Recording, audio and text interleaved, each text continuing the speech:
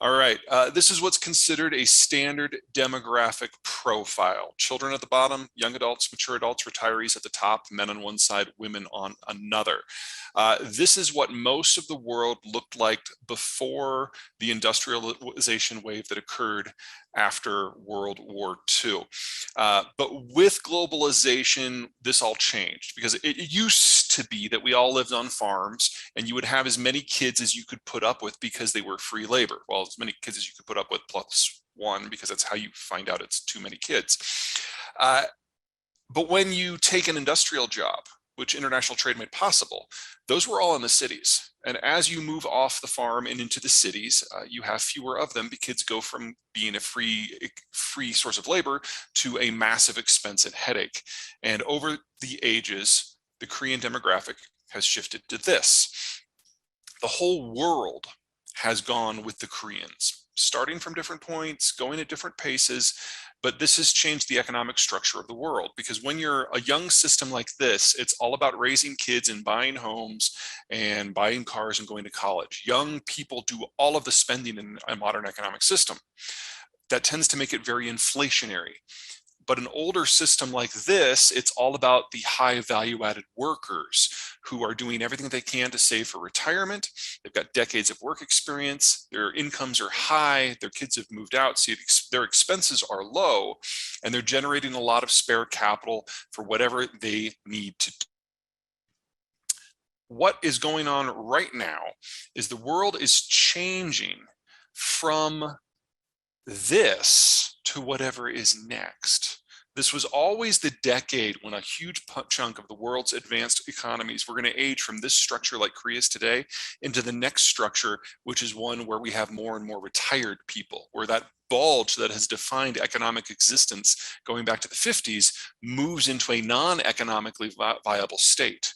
So if a young demography is inflation driven and growth driven, and a more mature state like Korea today is investment driven, technology driven, infrastructure driven, then whatever's next can't have consumption or production or capital, because retirees are sitting on their capital in the form of T-bills and cash. They're no longer working, so there's no consumption and there's no production.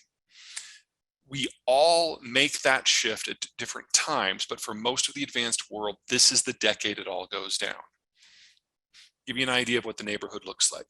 Start with the United States. We've got the healthiest demographic structure in the world. That doesn't mean it's perfect. You can see the bulge of the baby boomers in their 60s, so we're going through the same aging process as everyone else, and digesting the boomers is going to be painful.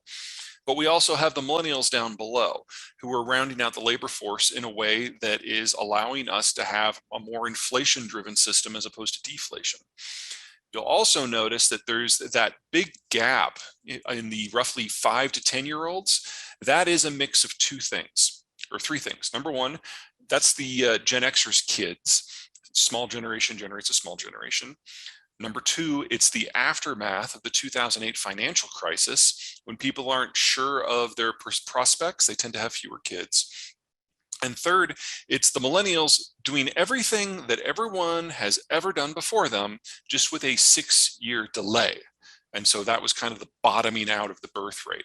You'll notice it's already coming back, and preliminary data for 2022 and 2023 looks very positive. So we are looking at that base widening out again.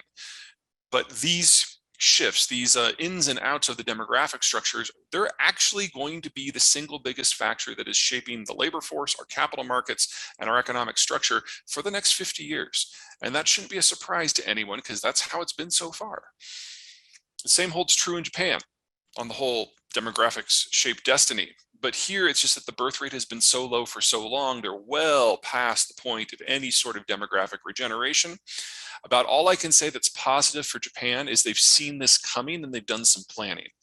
Automation in life, not in manufacturing, in life, is more advanced in Japan than it is in any other places. They have robotic nurses, they've got hospital beds that turn patients. A lot of the stuff that doesn't require a lot of brains, but doesn't necessarily require eyes and hands, has been automated. And that's allowed Japan to age relatively gracefully.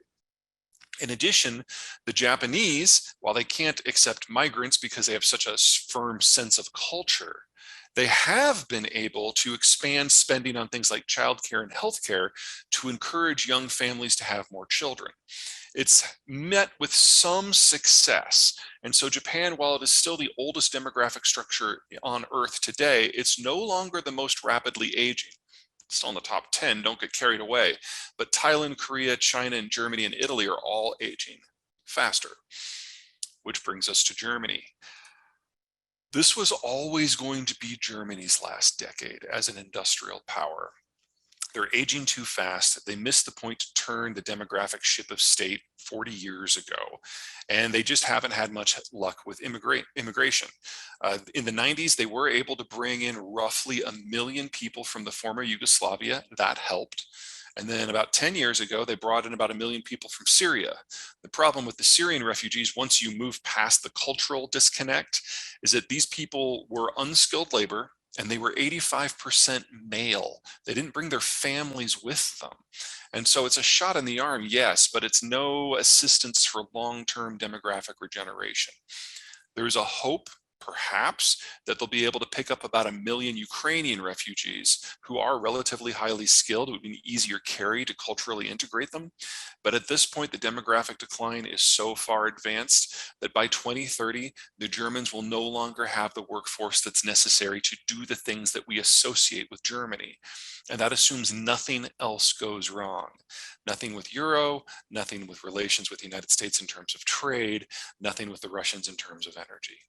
And all of that is going wrong too. And then finally, we get the People's Republic of China. Now, this is already one of the fastest aging workforces in history ever. It's actually faster than the collapse of the workforces during the Black Death, during the Middle Ages in Europe. We also know that this is not the correct data. Only about 2-3 weeks ago, the Chinese released updated data that has since been incorporated into this graphic, showing that the birth rate has just collapsed. Since 2017, between 2017 and 2021, the birth rate dropped by 40%. And that's before you consider the anecdotals we have out of China of what went down with the COVID crash, suggesting that it's fallen even further.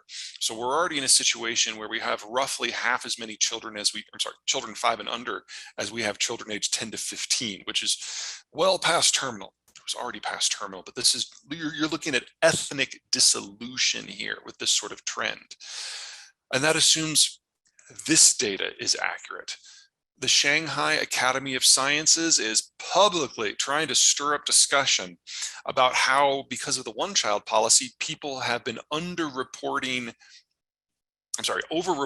births and under-reporting different statistics, especially when it comes to labor, in order to make the local provinces look better. And they estimate that the Chinese system actually has 100 million fewer children than the data officially suggests. That probably means that that big gouge in the lower chunk actually plays up higher within the demographic structure, and those yellow bars probably don't exist at all. This is not a country in demographic decay. This is a country in the advanced stages of demographic collapse. And we don't have an economic theory as a species for what might make this work. It's obvious from the data that the Chinese have shared that consumption-led growth will never happen in China again. They actually saw a collapse in things like car sales back before COVID. They've never rebounded. And now, with the piss poor recovery we've seen post-COVID in China, we now know that consumption is not part of the equation. This graphic indicates part of why. And we also know that while their labor costs have gone up by a factor of roughly 14 since the year 2000, their worker productivity has barely doubled in most sectors, and it's reached only triple in some of the more advanced ones. China is no longer the low-cost environment for manufacturing.